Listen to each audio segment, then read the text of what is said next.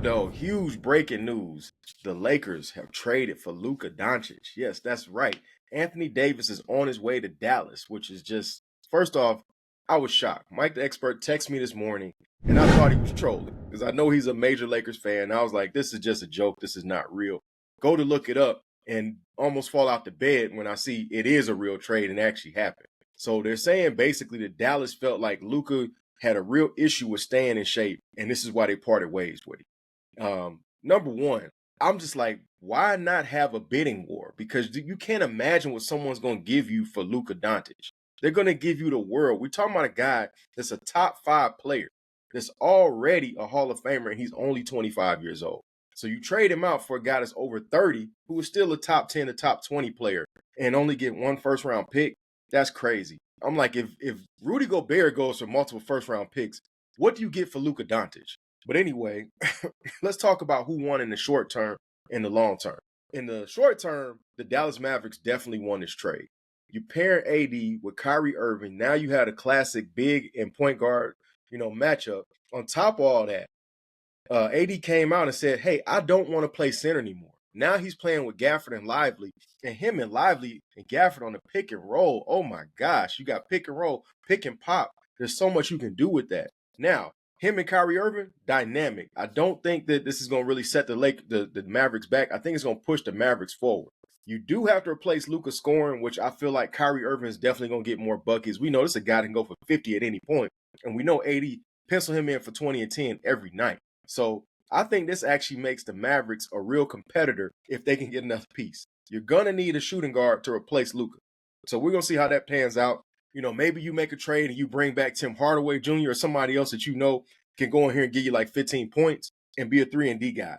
That's the only thing they're missing. They get that, they could possibly be back in championship contention. This actually pushes them a lot closer. Number 2, we're talking about also in the short term, Luka and AD both get hurt a lot. Now, AD doesn't normally spend as much time out for a long period as Luka does, as well as AD is in better physical shape. So again, this is a big indictment on Luka Doncic that they felt like, hey, we're going to trade you because we can't trust you to be in shape. And then on Luka's side and the Lakers side, this is amazing because I feel like now Luka has a major chip on his shoulder. Luka the Don is going to come for the Dallas Mavericks. I cannot wait to see them play each other. You're looking at a situation where we had a guy that put up 70 points on the Hawks just for trading him for Trae Young.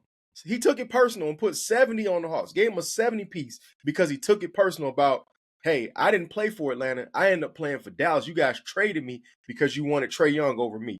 Again, that makes this conversation about Trae and the Luka trade even more interesting now that Luka's traded and Trae Young is still in Atlanta. That's a conversation for another day. I do feel like when he plays them, he might put an 80 piece on them boys' head. It's serious. He might go for 81 or more when he plays Dallas. I cannot wait to see it. Now, from him and Bron, their fit, I'm not sure. We have seen Bron work well with somebody like Dwayne Wade. We've seen him work well with Kyrie Irving. But basically, him and Luka are almost the same player. LeBron's just a little taller. So I'm not sure what you do with that when you have 2 ball-dominant guys. One of the things I probably would do is now move the ball to LeBron. And I'm going to tell you why. Because a screen and roll with him and Luka is deadly because Luka can roll, Luka can post, and Luka can pop out and hit the 3. So I would probably put the ball in his hands. Plus, you don't really want Bron standing there spotting up. Luka's a better shooter than LeBron. So, and on the fast break, man, this is going to be amazing. You got 2 freight trains coming at you. Now, if Luka could get on that Bron schedule, and in the words of Shannon Sharp, get on that vibranium, man, oh man, this is going to be crazy. If Luka actually gets into shape like LeBron, he's with the perfect guy to help him understand the regimen.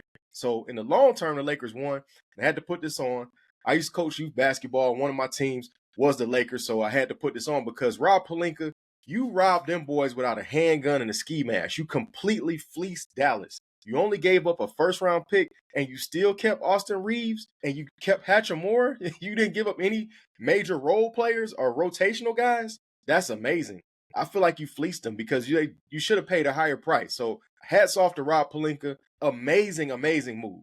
Now, JJ Redick, the pressure is on. You got LeBron and Luka, so you have no excuses. Now, the Lakers still need to make some more adjustments. You still need another trade because you only have Jackson Hayes now as a big who hasn't proven that he's been able to kind of develop. He got kicked out of New Orleans. and has not been in the rotation in LA. So this is going to be interesting to see what they're going to do to fill the hole now at the big spot, because it's a major hole. You really don't have bigs in LA. So they got to make one more move. Who knows who that extra big will be? There's some other guys out there. I think Vujacic is a good pickup for the Lakers. He's a guy that's sitting over there in Washington and not really being used. So that's going to be interesting right there. So we'll kind of see who the Lakers decide to pick up. But definitely long term, you have a guy now that can take the baton and definitely hold the franchise down that y'all can build around. So this is amazing. I cannot wait to see who else is going to get traded. But better than that, I want to hear what y'all got to say. So please, please share your thoughts. Who do you think won this trade? Like I said, in the long term, the Lakers won the trade, but, only time will tell. I'll catch y'all on the next one.